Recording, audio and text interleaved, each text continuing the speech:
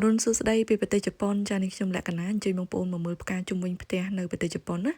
ចានេះគឺជាដើមផ្កាប៉េះនេះគេតាំងលម្អចាខាងនេះបានផ្កាប៉េះផ្លែញ៉ាំមែនទែនមានផ្លែចាឆ្នាំទៅផ្លែបាន3ផ្លែដែរមេគេឡើងតូចផ្កាច្រើនណាហើយខាងនេះគឺជាដើម cherry ផ្កាច្រើនគួរសមឆ្នាំហ្នឹងគឺផ្កាច្រើនលើកទី1ឯងហើយខ្យល់បក់មកឡើងប៉ើងហ្មងបងប្អូនដឹងតែអត់កាន់ផ្លែហើយផ្កាស៊ុយសែននេះគឺមានក្លិនក្អូបមែនតើឡើងឈ្ងុយប្រហើរពេញនឹងហ្មងស៊ុយសែននេះមានច្រើនពូជមានតូចមានធំហើយមានច្រើនពណ៌ទៀតចាយើងជ្រើសរើសមកសិតតែក្លិនក្អូបហ្មងហើយផ្កានេះខ្លះក៏អត់មានក្លិនក្អូបដែរតើតើរើសមើលសិនណាចាំមុននឹងទិញគេយកមកហ្នឹងគឺយើងអានមើលនៅលើសបកកញ្ចប់គេដាក់ថាមានក្លិនក្អូបចាហើយនេះផ្កាហាយ៉ាស៊ីននេះខ្ញុំចូលចិត្តមែនតើហ្មងតាមពីក្មេងជំនាន់គេទៅការហើយមកវិញមានផ្កាមកម៉ូតូឲ្យតប៉ាម៉ាក់នេះខ្ញុំទៅការគេមកវិញប្រមូលយកដាក់ផើងដាក់ធូរឲ្យដាំធ្វើដូចផ្កាមែនតែនអញ្ចឹងហើយទីបំផុតមកជប៉ុននេះគឺបានដាំដើមមែនតែនហ្មងហើយវាមានក្លិនក្អូបដូចទឹកអប់អញ្ចឹងផ្កាពណ៌ផ្សេងគ្នាក្លិនក៏ក្អូបផ្សេងគ្នាដែរអត់ដូចគ្នាទេ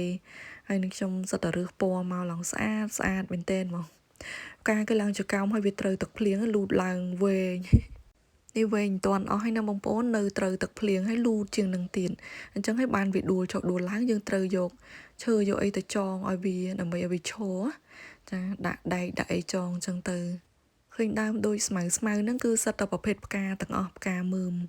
ហើយវាចេញផ្កាមកនៅខែ4នេះឡើងរីកជ្រងច្រាំងពេញនឹងហ្មងហើយផ្កាទូលីបពេលហ្នឹងក៏មានដែរចាទូលីបមានពូច្រើនស្រទាប់ទៀតហើយពេលហ្នឹងផ្កាហាប៊ូតានចាប់ផ្ដើមចេញផ្កាយដំបូងវាដូចផ្កាកលាបអញ្ចឹងដល់ទៅចេញផ្កាដូចផ្កាស្ពៃវិញណាបងប្អូនខាងនោះមានផ្កាស៊ុយសែនដែរចានេះផ្កានេះអត់តន់រីកទេណាប្រហែលតែ 4-5 ថ្ងៃគឺវារីកចេញឡើងកញ្ញាងហើយពណ៌ស្អាតមែនតើហ្មងចាំនេះខ្ញុំបង្ហាញជូននៅក្នុងវីដេអូនេះនៅចុងវីដេអូដែរហើយឲ្យតបានរីកអញ្ចឹងគឺលើកយកទៅដាក់តាំងនៅមុខផ្ទះហើយនេះផ្កាវពណ៌ស្វាយក៏មានដែរពេលហ្នឹងណាចាហើយឥឡូវកាត់ចោលអស់ហើយកាត់មេចាស់នឹងចេញទៅវាដុះត្រួយចេញមកថ្មីឆ្នាំក្រោយផ្កាថ្មីមកស្អាតនេះផ្កាស៊ូបាគីច្រើនស្រទាប់ចាហើយពណ៌វាស្អាតណាមានលាយពណ៌សជាមួយនឹងផ្កាឈូកផ្កាហ្នឹងវាជ្រុះមកដូចផ្ការាំងភ្នំអញ្ចឹងមកទាំងដុំអញ្ចឹងហ្មងនេះខ្ញុំស្រឡាញ់កន្លែងហ្នឹងឯងបានជាយកមកដាំហើយក្លិនវាឈ្ងុយបែបដូចផ្កាឈូកអីអញ្ចឹងវាអត់មានក្លិនក្អូបដូចទឹកអប់អីទេប៉ុន្តែគេមានជាសាប៊ូកក់សក់ស៊ូបាគីហើយក៏គេមានប្រេងលាបសក់ធ្វើអំពីផ្កាស៊ូបាគីនឹងដែរចានិយាយទៅជនជាតិជប៉ុនគេប្រើតាំងពីដើមមកហ្មងល្បីប្រើហើយមកដល់ឥឡូវក៏គេចូលចិត្តប្រើចានេះសិតតែផ្កាមើមទាំងអស់តូចស្អាតហើយនេះស្វាមីនេះខ្ញុំក៏ទិញមកថ្មីទៀតណាចាគេតាំងលម្អមកទាំងចកោមអញ្ចឹងហ្មងដំបូងស្មានតែប៉ោមបងប្អូនស្មានតែក្តឹបប៉ោមអីអញ្ចឹងណាខំយកទៅដាក់កប់នឹងដីហើយវាចេញផ្លែចេញអីមកផ្លែមកកណូចាំមើលមានពេលនេះខ្ញុំបង្ហាញជូនប៉ុន្តែខ្យល់បោកខ្លាំងពេកវាជ្រុះអស់ខ្លះនេះផ្កាហាយ៉ាស៊ីនណាវាមានច្រើនស្រទាប់ហើយក្លិនក៏អូបចេញមកក្រៅផ្ទះគឺថាដូចគេបាញ់ទឹកអប់ពេញផ្ទះហ្មង